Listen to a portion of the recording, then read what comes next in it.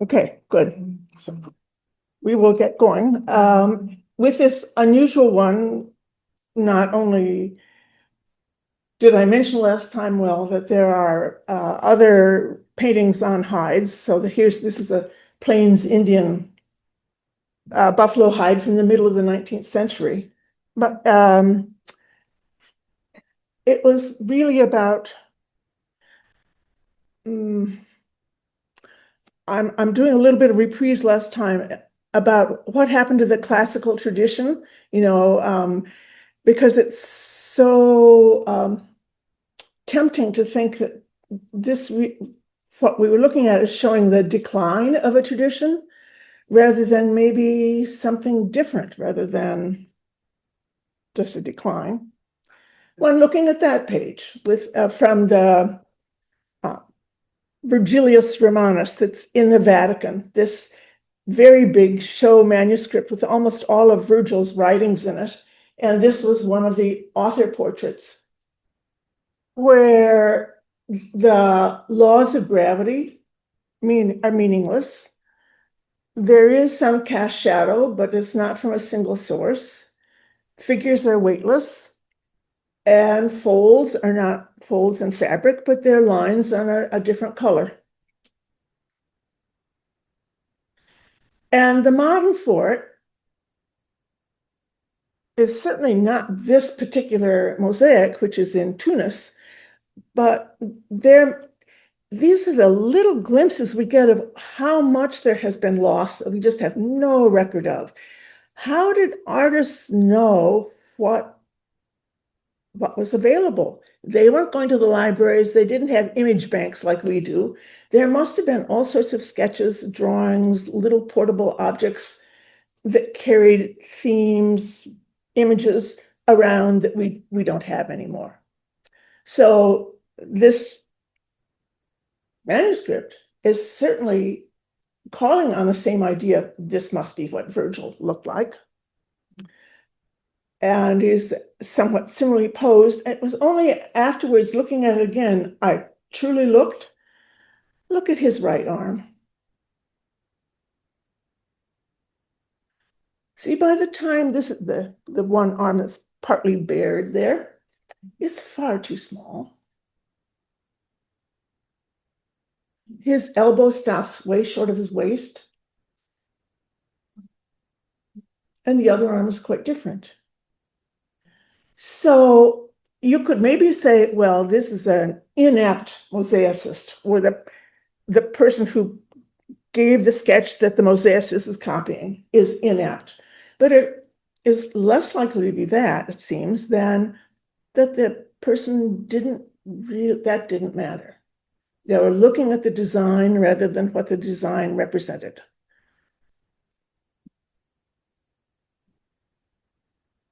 And that was in the late 2nd century. Then I wanted to show you something from close to the time of the manuscript. It's an advertisement to go to Sicily, to the town of Piazza Armerina, where they discovered a vast palace for one of Constantine's contemporaries, the Emperor Maximianus. It was a palace hunting lodge, and there's this long floor mosaic, which of course you can't see all at one point, but here's just a section of it.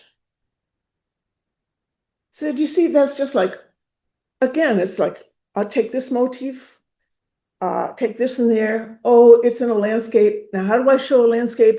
Not my atmosphere, not by grass, not by showing anything going into depth, but a plant that'll represent the earth. Palm trees, so you know it's the Mediterranean. So there's not that, as in our world of photography and most images we look at outside contemporary art, where we expect to see some sort of representation with that illusion of not being flat, of something that goes way back in depth. Now, if you did that in a floor mosaic, even to make anything in a floor mosaic, who's going to want to step on that? Are you going to step onto a landscape? Your foot disappears into the distance? Are you going to step on rounded flesh? I mean, there's a reason why not to have it. And there are some people, when thinking about, I'm just going to say some people, there's some thought about in medieval art, this kind of extreme flatness, which occurs sometimes, not always, is more appropriate in a book because when you turn the page, if you're going in a landscape and you turn the page, the landscape's gone. So it's maybe more appropriate to the medium. And I want to go back to that Virgil, because there are things that you can see mattered. Those two clumps of trees, do you see? Oh, they're really perfunctory. They're sort of gnarly old trees as if they were maybe olive trees. But look how the leaves on one tree are a different botanical species than on the other. And the goats and the cattle, much as they've lost their bodies as they're so coyly hiding behind the tree, yet their size, the way they lean, they capture what those animals are. So they're still interested in life and in specifics, but not the specifics that we look at most of the time. And then under that manuscript, just to show you how very beautiful the script is. Now, very seldom is it thought that the same person would be the scribe who does the illustration. But look how orderly and regular and perfect that is. You would think that was a typeface, but no, those are all individually drawn with a pen. So that combined with this, and that you can see it's the same line of text down below.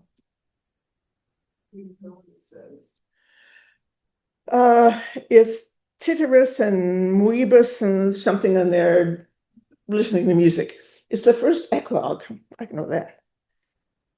Oh, I want to cut that way. On the same, then for the beginning of the Georgics, at the beginning of these major writings, they're honored by having images in front of them. So images matter. And so this time it's a different artist, clearly, who's doing these now with the shepherds out with their animals. I mentioned last time how they capture what the character of the animals are. And there's such care taken that the spacing for those little squiggles that represent plants between one and the next and an animal, that's quite even and very carefully plotted out. So it is as if you almost had a chessboard and things are played out on the surface. This is somebody saying, oh yeah, this is a flat surface and I'm putting these things on it.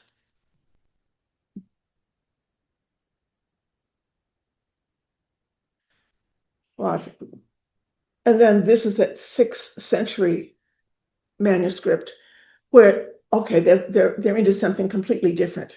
But now there's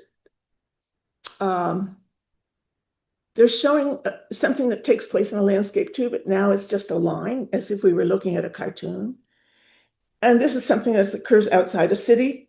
So you have almost like an ideogram of a city here over here.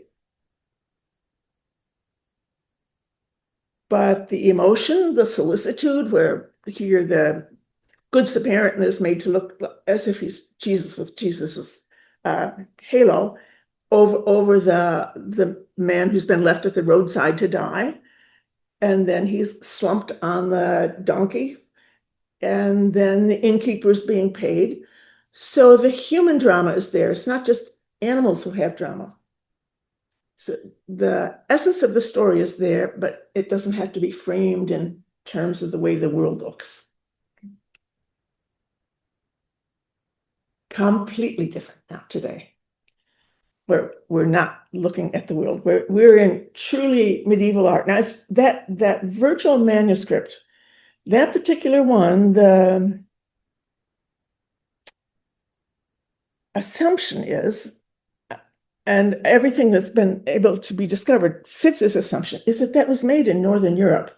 It's not from Italy, but some text of Virgil had come up to Great Britain, which after all was part of the Roman Empire and was copied there. But there's another tradition in the north, and that's the tradition that was native to the Celts and to the Vikings. And it's not representational. It is of a world of intricate design, extreme complexity, and from our current point of view, classically embedded point of view, utterly a fantasy. Some of you might have seen this in the British Museum. It's part of the Sutton Hoo treasure. This is a belt buckle. It's about 5.5 inches. And it dates from the 6th century. It was found with all the burial of a king. They're gorgeous objects in there. But this belt buckle, in this particular image, it's very nice because you have a diagram that helps you see what is there. There are creatures. They are what are called zoomorphs. What they are lines that come alive or animals that become lines. There's just not thinking that there's one class of being that's different from another. And these zoomorphs are most characteristically engaged. They're wrangling, tangling with one another, biting on themselves, biting on the others. It's a constant, it's if you have a can of worms opened there right in front of you. And this is a characteristic style. The workmanship is just incredible. This is gold, and it's cast, and then there are inlays, and the inlays are silver and yellow, which is a mixed metals that are powdered, and then they're fused with it and wiped away, so it's like black lines. So look at the intricacy in that within the space of the 5 inches.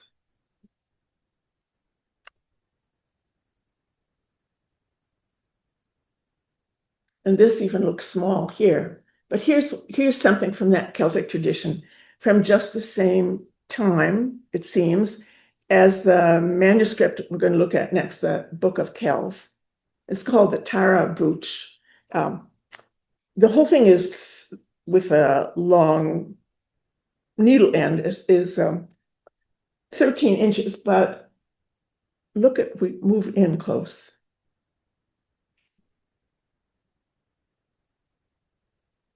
So this is gold and enamels.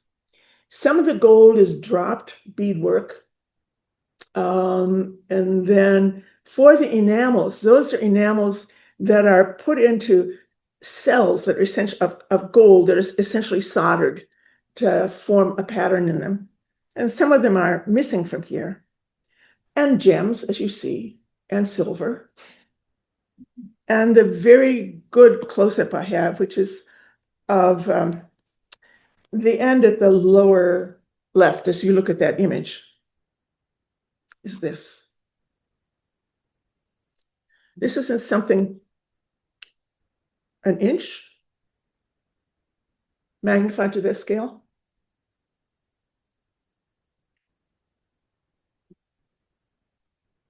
And you see it's crowned with 2 heads.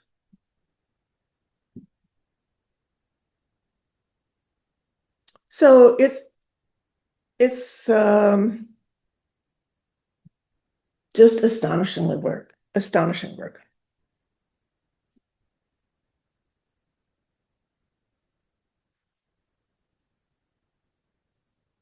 And at the same time, now here you're in the university, in Trinity College at the University of Dublin, going through the Book of Kells experience, because the pages in the Book of Kells are about the size of a typing page, maybe slightly larger than that.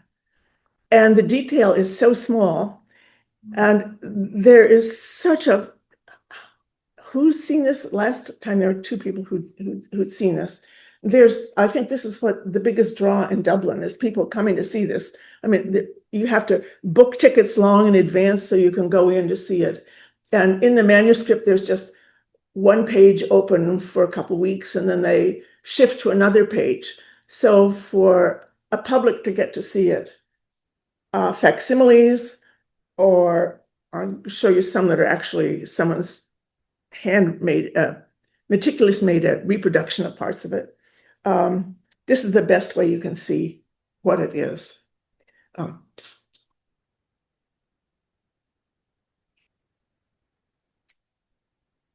Some of the images I have are not very good. And if they're not very good, it is because this book is just something that's you don't get access to get imagery. And that's looking at it through a case even to get that. And the skins, of course, have aged. So this book, well, first tell you what it is. It's not a Bible. It's a devotional book. All of the chances of something that has to do with the Christian faith in the Middle Ages has a much better chance of surviving because Christianity was a continuing, stable faith where there were monasteries where things could be preserved. Secular material doesn't, their family dies out, something gets lost, it just doesn't stand as good a chance of survival. But this is called the Book of Kells because it was found in Kells in Ireland. But it's possibly made in Scotland. It's just down in that area in between. And Iona in Scotland, where they thought maybe this was started, was a very famous monastery. And scholars came from all over Europe to study there, especially starting in the 7th century.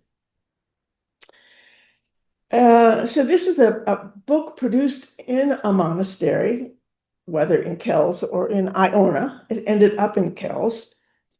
So this is what's made by the monks.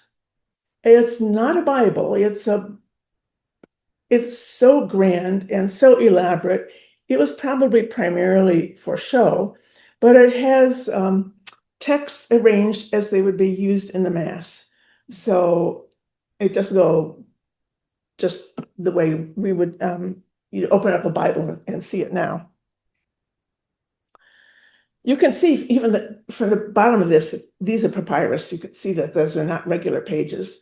And they're slightly smaller. Well, I'll show you one page where it's clear. It's been trimmed around the edges. The amazing thing is that we still have this book. I mean, absolutely amazing that this still survives, except for its cover and some pages at the beginning and the end. It survived sometime during a Viking raid. How the monks hid it so that Vikings didn't find it. There were about 70 monks that got slaughtered, but somehow they protected this book. But it did suffer, and they know from records exactly when. And it's right after 1100. I think it was, no, I meant the beginning of the 11th century. It was found in a peat bog because evidently somebody local had stolen it. Stolen it presumably to take the cover, which would have been filled with jewels, or maybe the golden shrine in which it was kept. And then they just, tossed off the book, trashed it along the side. And so mold got on it. And so they had to trim around the edges of the papers. So a little bit of the beginning, a little bit of the end, and the cover are missing. But then I'll show you some pages from the book of Matthew, where it starts. This is one of the first images. And this is a close-up of what even with the magnification, I can't generally show you. This is the quality of the work all the way through. That's part of an original.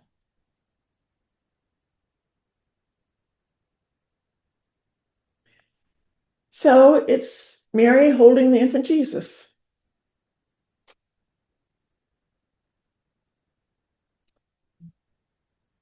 It's the Northern Celtic version of this, which is part of the Byzantine tradition from 2 centuries earlier. This is at Mount Sinai in Egypt now, of Mary holding her son.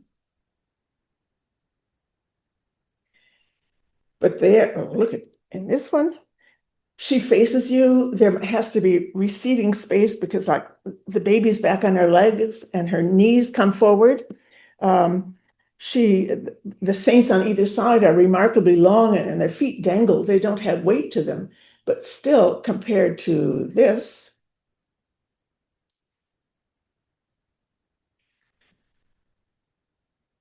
the artist had to switch the lower body in profile. It didn't know how to make it intelligible when you did it from the front.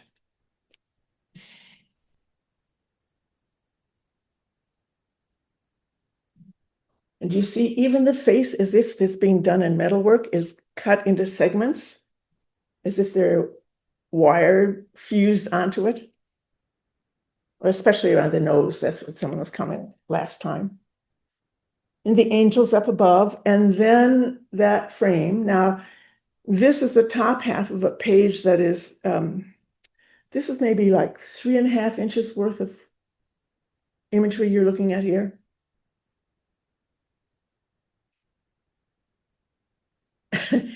There was some scholar who stared at this for long enough, looking at it, saying he never was able to find a place where the interlacing line broke down.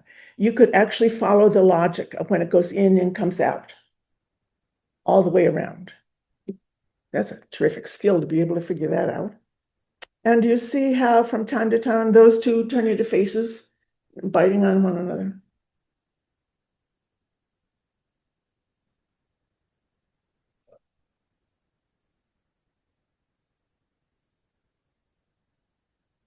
And this is the facing page.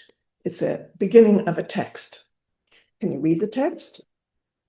Well, let's see if I can read this for you.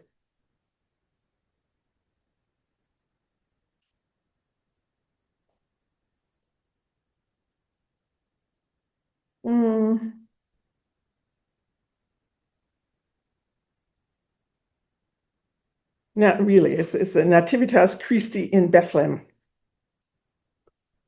But the beginning of each of the books starts with this great fanfare of an extremely elaborate text. And they'll do part of one word in one size text, and then it might get small, and then it's interwoven with another one.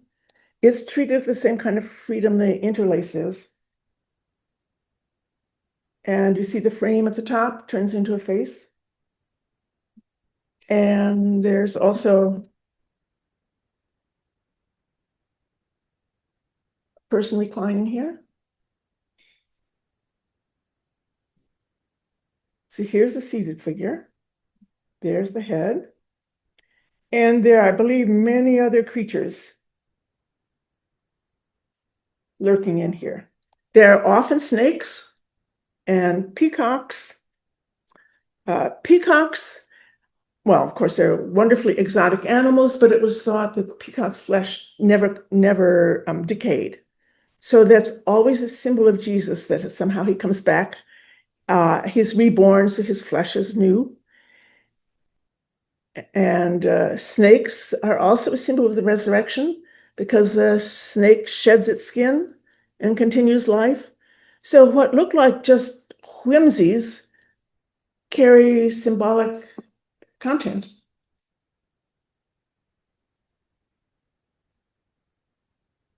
Then the beginning of the text this is Liber Generationis, the book of the generations of Jesus's genealogy. So here's the L. Here's the I. Here's the B. I think there are a few more letters here, and then it goes on the next page.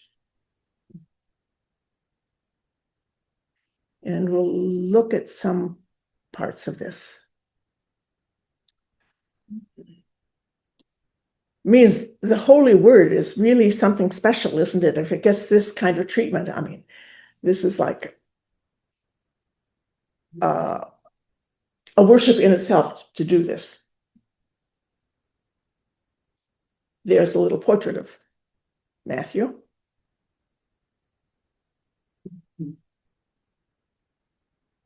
Oh, well, that's the only one I have from this. So let me say a little about someone's gone through this. They think maybe, oh, I can trace that. 4 people who worked on the illustrations of this or not, and maybe 5 people who worked on the text. But the reason they have these kind of beautiful books, or so many books, is that these are monasteries that are of the Benedictine order, and the Benedictine order, all monks had to work as well as pray. And they had, for many, there'd be a whole group of monks, their work was to work in the scriptorium, writing. 6 hours a day they would write. So that's how that aspect of it. And then you come along, this is a portrait of Jesus Christ. And that page opposite, that's just called a carpet page. It's just decoration. It's just honoring. And yeah, this is when you get good color reproduction and when you get not. Look at those marvelous feet, how they become a symmetrical pattern.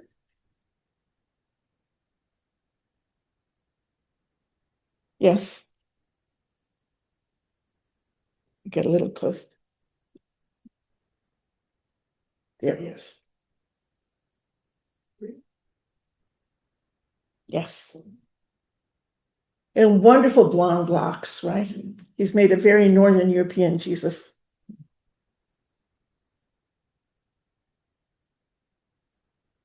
Those fingers, and they as if they're knuckles with the creases, but you see it's a pattern of 2, pattern of 2. It's the same kind of segmentation that goes on all over in the design. Yeah. And then up above there, from these vases, there are 2 peacocks. So that's the symbol, for Jesus and his incorruptible flesh.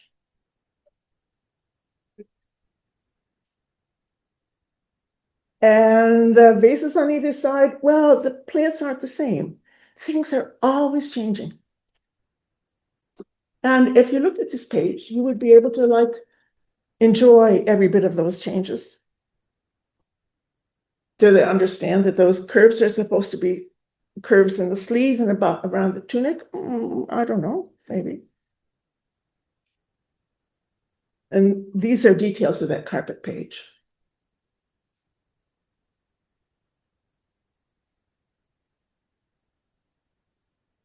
So that's just the top corner. Wait a minute, there. So the top left corner.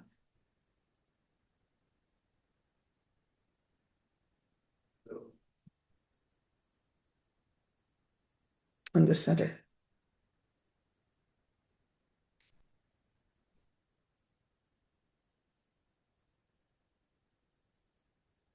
The stories of these monks were doing it in freezing cold monasteries of Israel. Some age of people cold heavens. Yeah. There's no heat. And there's some say, did they work outdoors sometimes in the sunshine so that they could see what they were doing? This is a portrait of Matthew.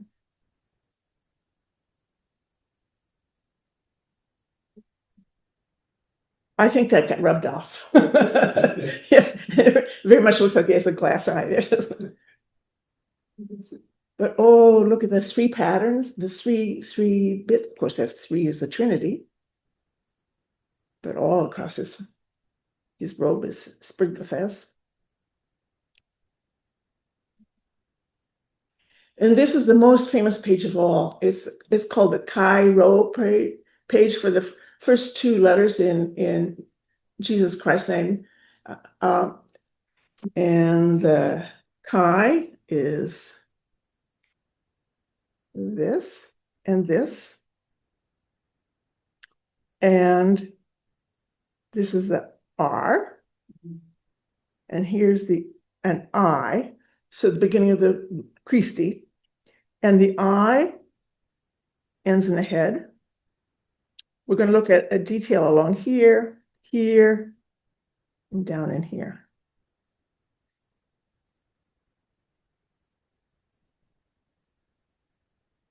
See, when you have it light enough, you can see.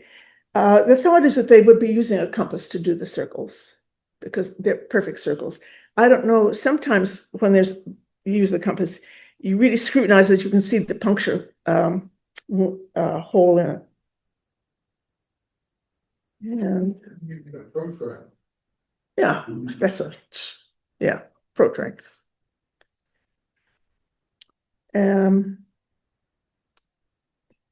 Here's one angel, here's an angel, here's an angel growing out of the side of this. There are also butterflies in here and some more creatures.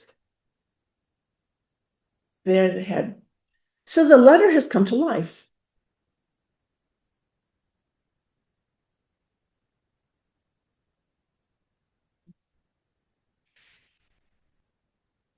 Two of the angels. Among small things to be awed by, it seems to me, look at those perfectly spaced little tiny regular red dots. The tip of some quill dipped in red. Each one of those. This is such an enormous magnification. Is this done with a pen or a brush or a quill? Quill. It's all done with a No, well, the colors inside that would be with brush, probably. Yeah.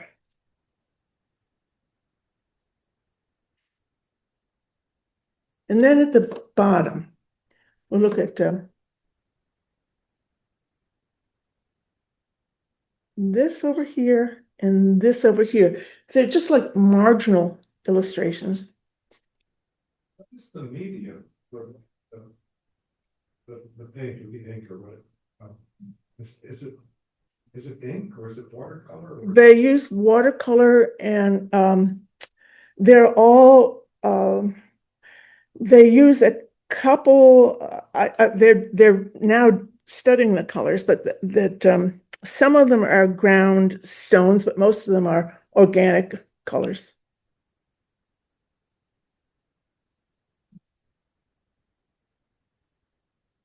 So here, it's a sort of on an end. You have to. There's a fish going across this way. Here's the head of the fish. And this is a creature, that's its rump. It's an otter eating a fish.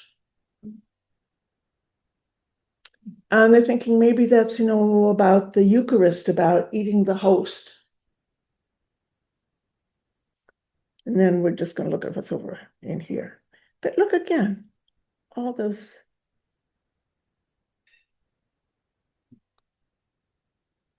The act of worship and just creating this is beyond it's modern comprehension as far as I'm concerned.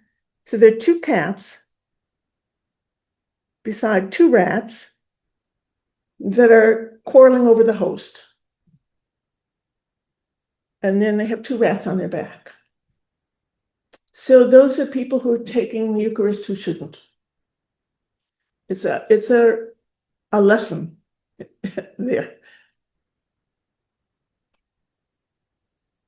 And this one out here, it looks far too gaudy. But this is Jesus when he's praying before he goes to his death.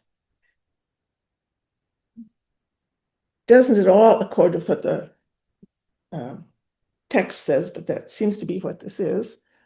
And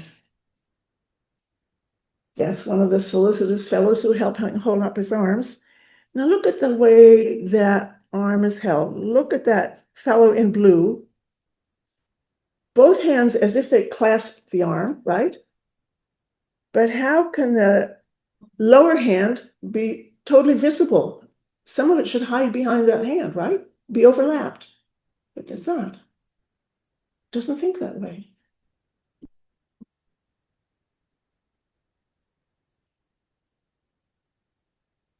I mean, I get sort of stupefied by like, why don't you do that all orange? If it's a little tiny, why do you have to even have a separate band there and then a little bit of blue there? Again, it's as if that's like as if we're cloisonné enamel.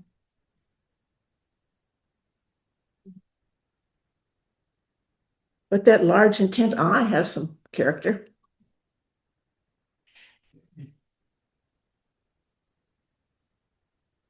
The text here would be, and then they crucified him. So crucified, of course, is cross. So the lettering is in a cross. And there's a psalm, Psalm 22, that talks about I'm surrounded by bulls, like the bulls of Bashan, and there are ravening lions around me. So look at this. There you have the lion.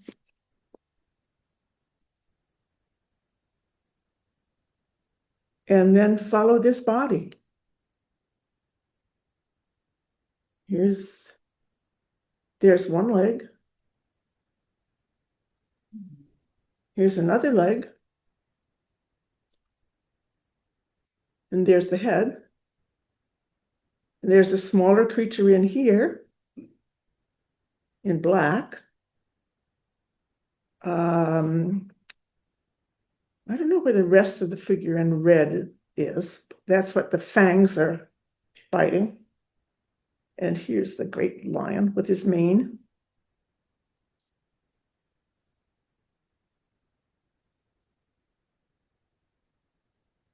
Roaring.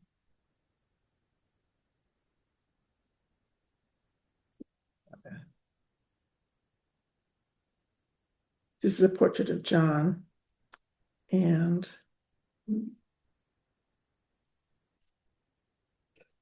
look the way he sits. Now all those folds, they're understood as just being a wonderful pattern. Just a wonderful, complicated pattern. What does it have to do with cloth? Nothing.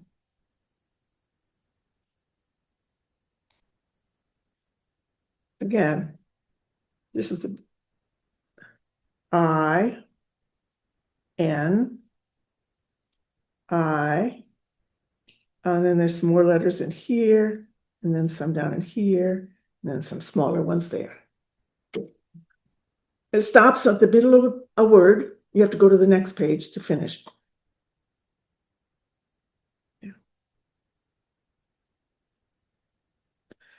Of the two figures here, we're going to look at the guy who's sitting over here. He's drunk. He's drunk at the Eucharistic wine. And that monster is confronting him.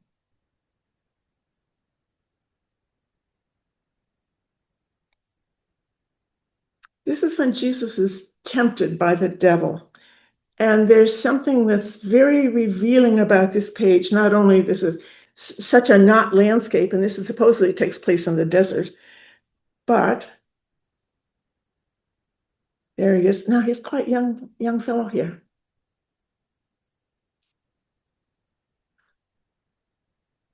At the side, the devil. This devil has been repeatedly pierced. And the piercing goes through pages down below that. People, upon reading this, have wreaked vengeance on it. Piercing, piercing, piercing, killing the devil. Which tells you that this isn't just a decoration to them, that they see a life in this that we're like, oh my goodness.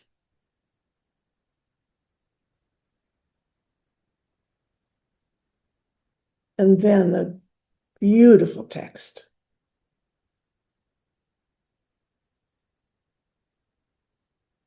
Since in making a book from the beginning that was decided how many lines of of text there should be per page. If there's not enough text to fill that page, then you have to put in some ornament in between.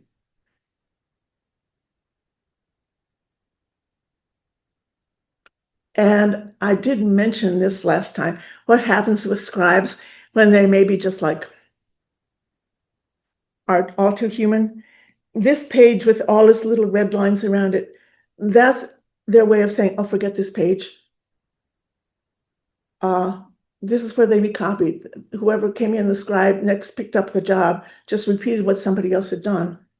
So they're not going to take the book apart for that. They just, go beyond this page.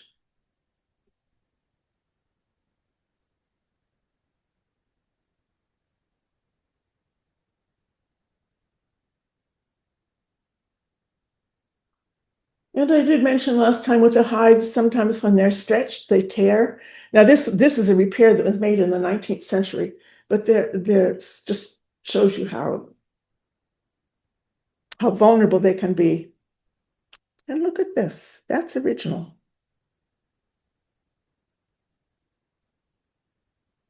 Again, that's a creature of some sort.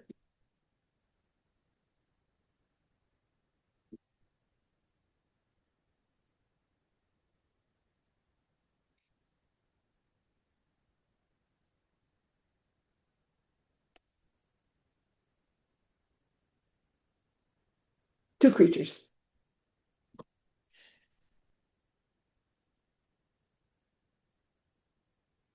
And a human creature.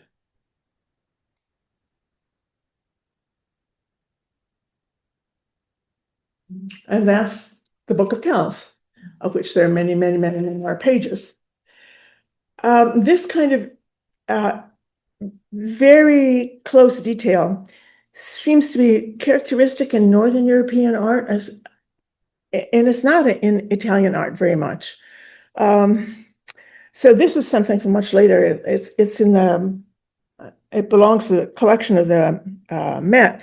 It's a prayer bead. It's about 3 inches across, made out of boxwood.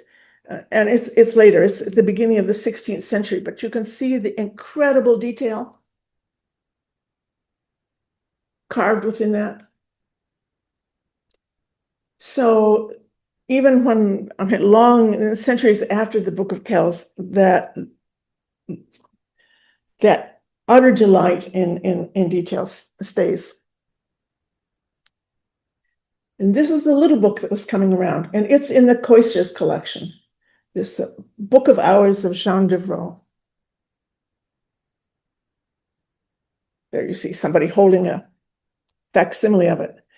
She was a French noblewoman associated with a royal family. And this was made at the very beginning of the 14th century. And it's known who did actually decorated this, but just wanted to show you this kind of book. A book of hours these are private devotional books. It's not for a monastery anymore. And people would order them for themselves from public booksellers. But since all books were made to order, there were certain prayers for each of the hours, canonical hours of the day, midnight, 3, 6, 9, 12. And then you could, they would have prayers about the life of the Virgin, what other prayers you liked, and they would have a calendar for each month so that you'd know what saints are on what day. So you who weren't in a monastery could still pray along with those people who were in. And you could order whatever illustrations you wanted. So I just want to give you the idea of the size of this. So this is a calendar page.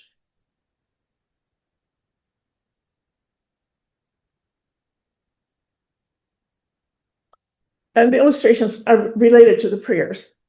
They're not just like thematically in themselves together. So it's nativity, and then you see Jesus being beaten. And then they have drolleries. Now they're no longer zoomorphs, but there's still something else, always like a commentary of something going. Sometimes they look like they're jokes.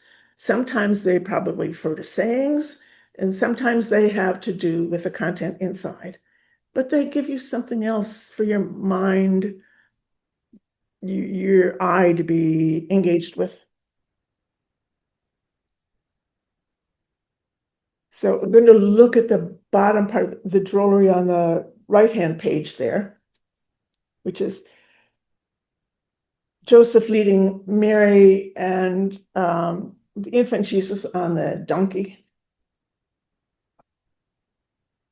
Because there was a legend that the pagan idols toppled from their pedestals whenever Jesus went by. So there they are.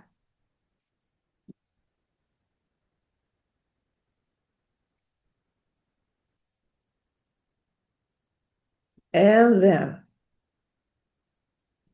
this is thought to be the greatest manuscript of the 15th century. That's the larger book that was coming around. So it's a book of hours, just like the little one you saw there, for this Jean de Berry, who was the son of a king, the brother of a king, and his nephew was king. And he lived in Paris, and he died broke, or at least in debt, during one of the many attacks of the plague in 1416. And the book was not finished at that time. But the reason he died in penury is that he loved things. He had the outstanding collection of rubies in all of Europe and all kinds of gems. He owned 17 palaces or palatial buildings. He had tapestries. He owned a dozen and a half book of hours. He just collected. And this book, we know the names of the three young men who also died in the plague, who were decorating it for him.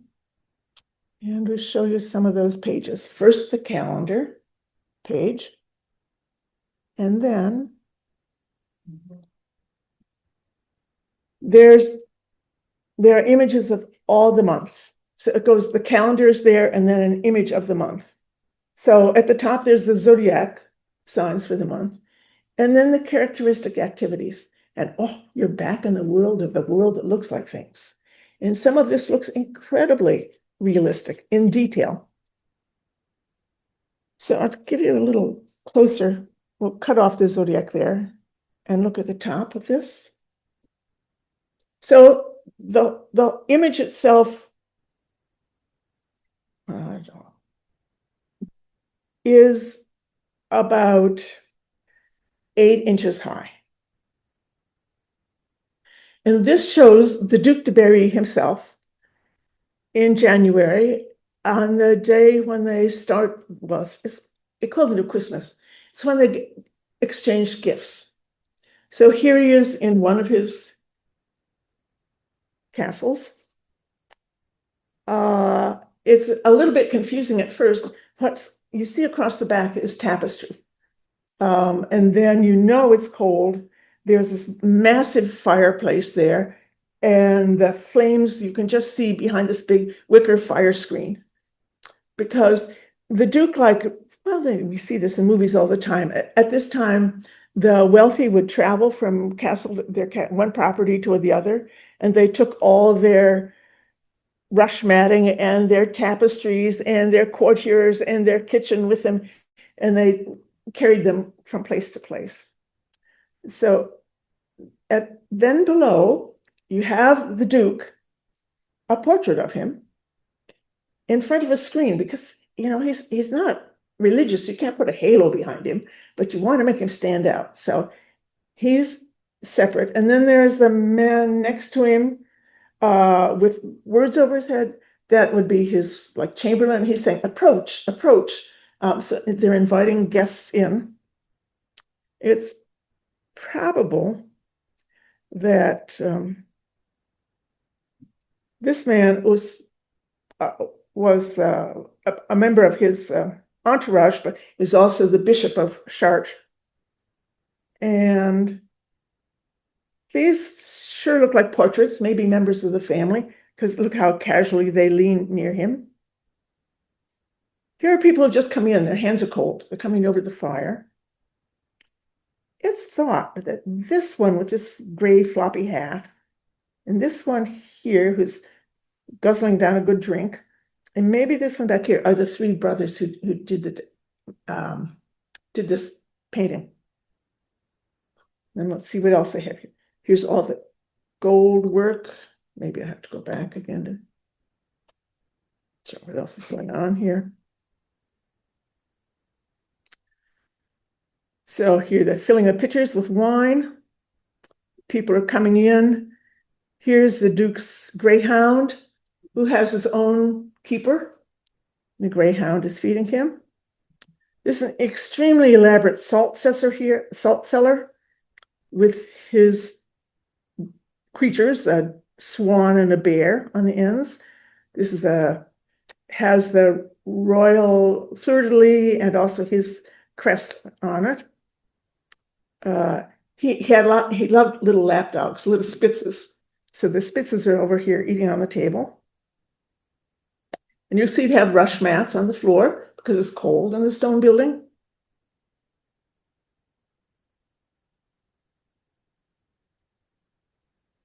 Amazing detail, just amazing detail. Looks like they're just wearing socks. Yeah. Is that right? I don't know. Down lower. I don't know. I don't know. Yeah. Yeah, it does look like it's a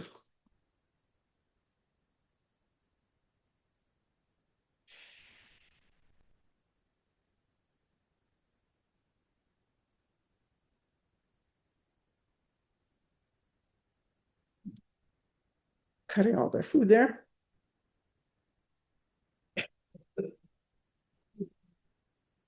This little Spitz is getting their share of the food.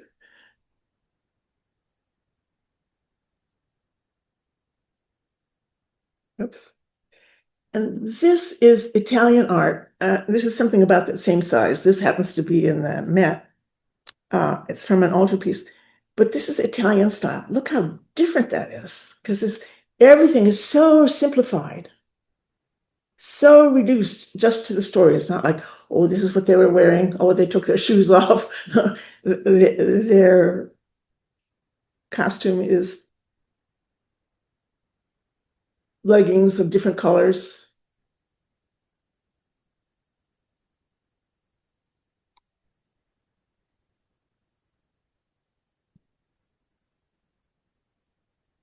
And then February. Seems to be such a dispassionate record of how it is. You shift the life of the peasants. After all that opulence and that cozy warmth, and crowded and noisy and probably smelled good or smelled anyway. And then you have a frigidly cold, uncomfortable day.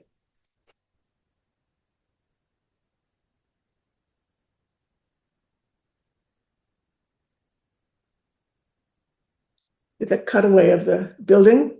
The minimal furniture. You can see the bed in the back, and then no closets, but just racks where you drape your fabrics. And you could see the woman in the foreground who's somewhat more modest than the two behind.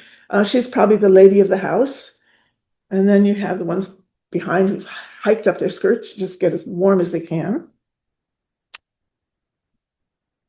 And it's such an accurate record. Look at the birds pecking for fallen grain, or the sheep huddled in there, beehives in the background, snow on the top,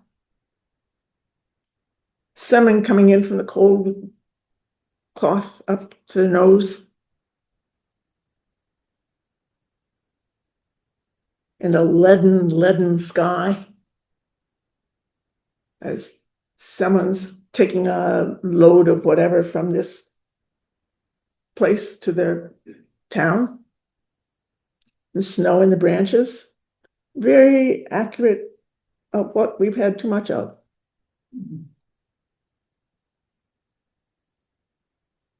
The figures are pretty weightless. But we'll see there's something different, that peasants are made to look like very different figures than the upper class.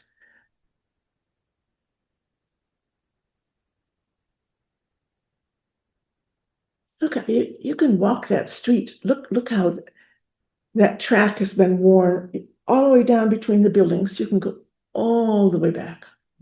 Let's go up, but you're going way in the distance.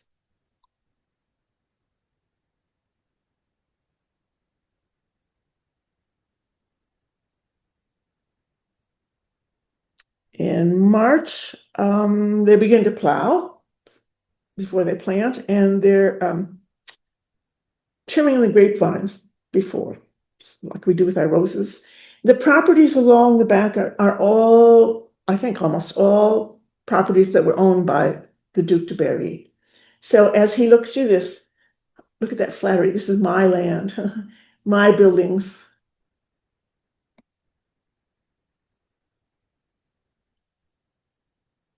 There's this noticeable difference in the size and the look of the foreground figures and the ones beyond. This is one of those pages that didn't get finished before the brothers died, and all work ceased on this until another artist picked it up more than 50 years later, and when they're interested in even more realistic art. So this is the newer part right here, as opposed to this.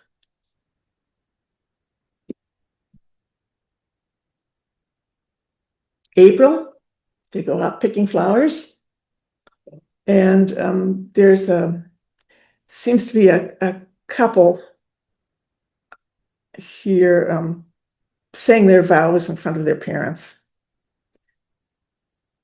Now look at these figures. They're tall and willowy and weightless. They don't have to work. The aspiration for what they are like is completely different. And that some part of that castle still remains here.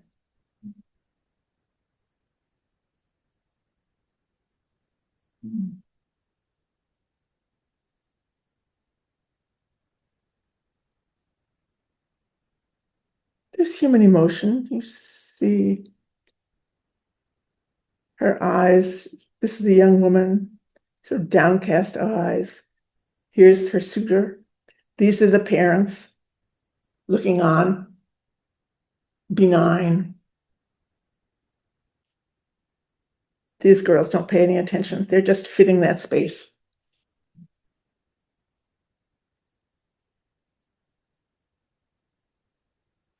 So this is May. In May, the young men of the nobility go out into the country and gather branches, the new green, and they come in and have a festivity. So this is that procession. Get closer.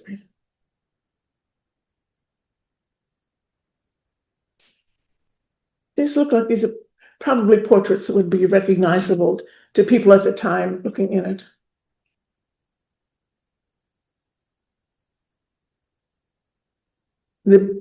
And wearing this green as part of the festivity of that time. I don't remember what was made. It's a very expensive color too.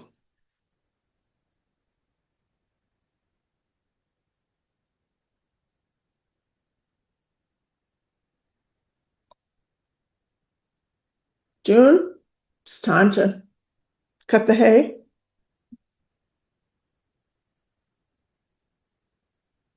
July, shear the sheep.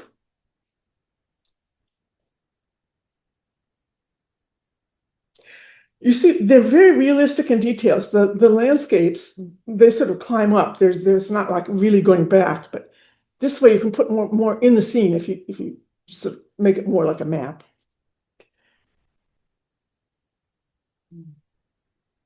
Really wonderful. Look how they show that those trees have been pollarded. I mean, they're very just relishing each small bit of the world.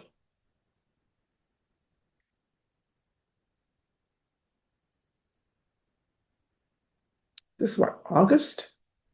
They're going on falcons. They're going to go out and hunt with the falcons.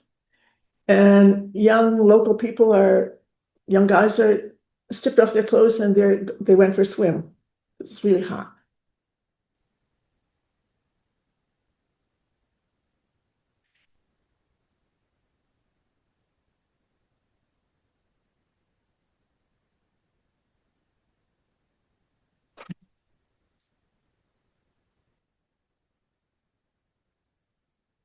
And this one, the bottom half is by the artist who came in later toward the end of the century.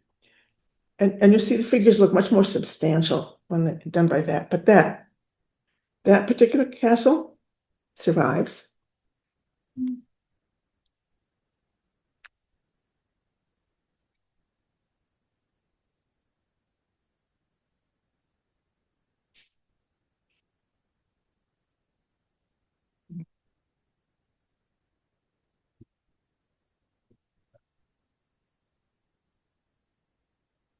Sowing winter wheat.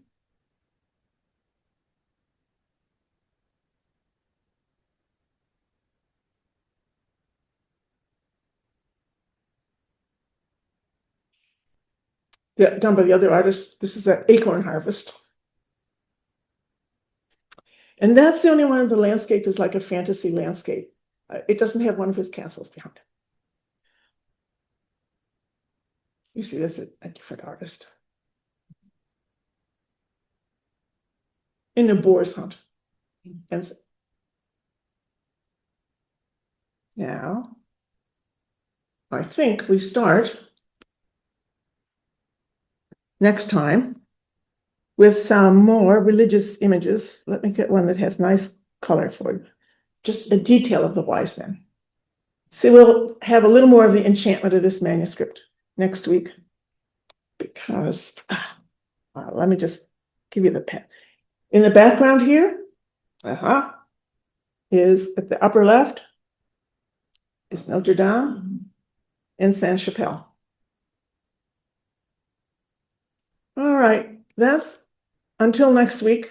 So have some more of the delicacy and beautiful qualities of life and the imagery in this, and then horror, because I'm going to show you about a book for ordinary people called The Book of the Dead, The Art of Dying, How You Die Well, and then Durer's Apocalypse. So then after we get William Blake after that. So we've said goodbye to the Middle Ages. Yeah. Okay, that's